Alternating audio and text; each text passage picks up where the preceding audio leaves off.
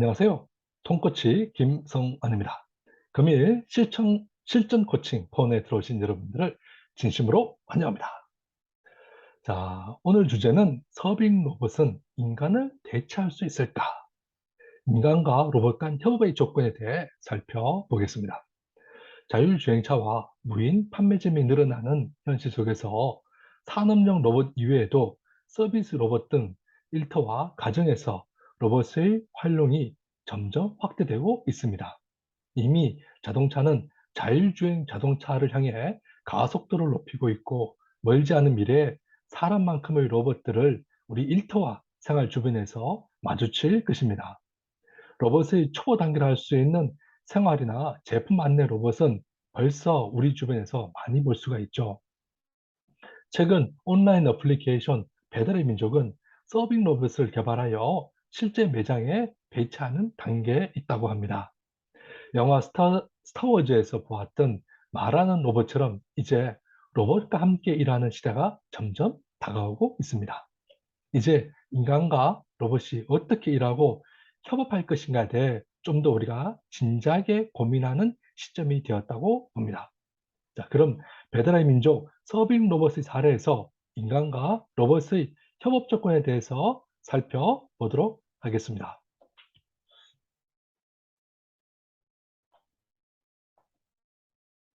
자, 그럼 먼저 기사에 대해서 한번 살펴볼까요? 서빙 로봇은 월 구독 서비스로 제공된다. 매달 지불해야 하는 비용은 30만 원 안팎.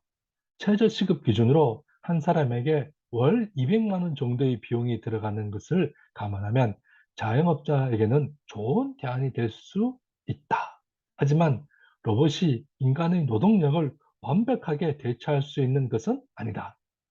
김 실장은 매장 안에서의 인력 대체율은 40% 정도로 생각하고 있다며, 주문 접수, 고객 응대, 서빙, 퇴식 등 다양한 업무를 하는 사람과 달리 서빙 로봇은 아직까지 제한적인 역할만 하고 있다고 말했다. 이 같은 과제가 해결되면 최대 인간의 0.8인분의 몫을 로봇이 해낼 수 있을 것으로 본다.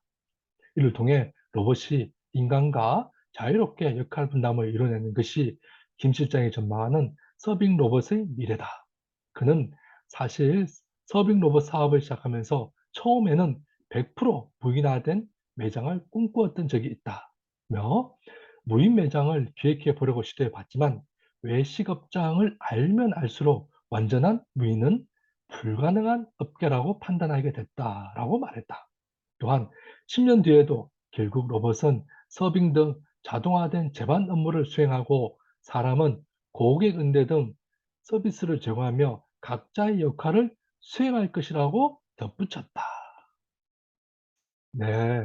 자, 여기에 나와 있던 우아한 형제들의 김민수 실장의 서빙 로봇의 미래를 로봇이 인간과 조화롭게 역할 분담하는 것이라고 말했습니다. 저도 로봇과 함께 일하는 미래 사회는 로봇이 인간을 대체하는 방식이 아니라 인간과 로봇이 조화롭게 일하는 세상이 되어야 한다라고 생각합니다.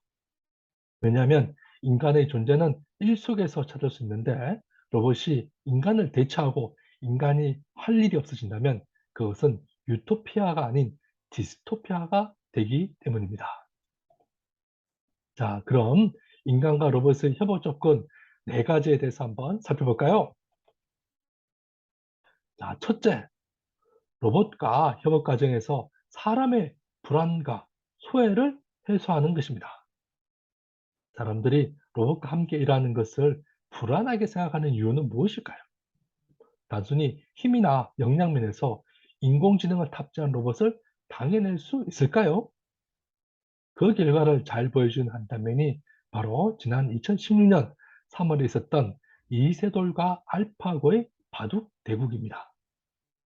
여기에서 인간은 여기에서 이세돌은 알파에게 3대1로 지고 말았죠.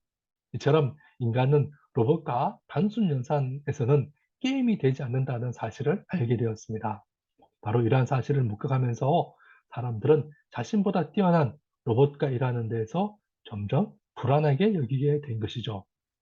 이런 불안을 해소하기 위해서는 개인과 조직이 함께 노력해야 된다고 봅니다. 먼저 개인 스스로 로봇과 일하는 것을 자연스럽게 받아들여야 합니다.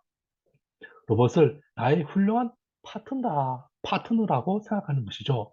아울러 조직에서도 초기에 로봇을 파트너로 생각하는 사람들에게 우대 조건이나 보상 등을 제공할 필요가 있습니다. 그럴 때 사람들의 마음속에서 있는 불안을 조금씩 내려놓고 로봇과 협업하는 방법들을 고민하게 될 것입니다. 자, 두 번째는 인간과 로봇의 역할, 책임을 명확히 하는 것입니다. 이것은 첫 번째에서 살펴봤던 사람들의 불안과 소외를 해소하는 데도 도움이 되는 방식입니다. 앞에서 우한 형제들의 김민수 실장이 말했듯이 조화로운 역할 분담이 중요한 것이죠.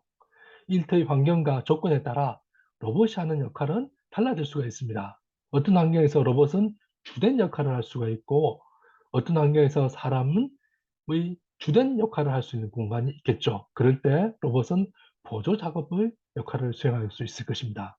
이처럼 주된 역할과 보조 역할을 구체화하고 일하는 프로세스나 절차를 구체함으로써 그에 따른 상호 역할을 명확히 구매해 나갈 때 우리가 나중에 문제가 발생되더라도 조치를 취하는 데서도 훨씬 효과적인 방법이 될 것입니다.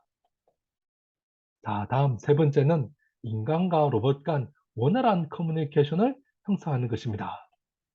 산업용 로봇처럼 단순한 반복 작업을 계속할 때 로봇은 입력과 출력 과정을 코드나 신호 장치로 조작하면 그만입니다. 그러나 작업 난이도가 높고 복잡한 상황을 다루는 로봇의 경우에는 사람들과의 의사소통이 중요합니다. 그래서 우리가 보았던 영화 스타워즈에서 말하는 로봇과 사람들이 자연스럽게 대화하는 장면이 나오죠. 물론 오늘날에도 쉬리나 지니, 알렉사 등 음성인식 인공지능의 기술의 발달에 따라 로봇과 대화하는 방법에서는 현실에서도 가능할 수 있습니다. 물론 아직은 인간의 말을 초보적인 수준에서 인식을 하고 답변하는 수준입니다. 그러나 이러한 발전은 시간 문제라고 볼 수가 있겠죠.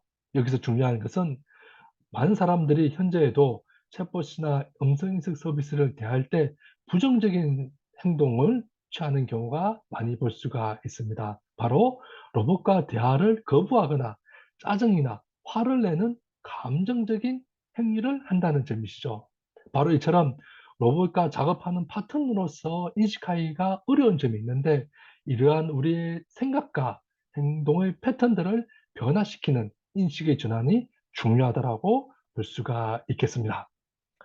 자, 마지막 네 번째는 로봇의 오작동이나 오류에 대한 비상 대응 방안을 마련하는 것입니다. 로봇은 인간이 만든 사물이기에 완벽할 수가 없습니다. 예를 들어 주식 투자용 서비스 로봇이 있다고 해보죠. 이 로봇은 인공지능 투자 서비스 로봇이기에 이동형이보다는 컴퓨터처럼 고정형 로봇일 가능성이 많습니다. 이 로봇은 단순한 연산에서부터 대화용 로봇으로 음성을 인식하고 주식 투자를 실행하는 기능까지도 갖출 것입니다. 그런데 만약 사람의 음성을 잘못 인식하여 A라는 회사에 투자를 해야 하는데 B라는 회사에 잘못 투자해서 손실을 입혔다고 봅시다.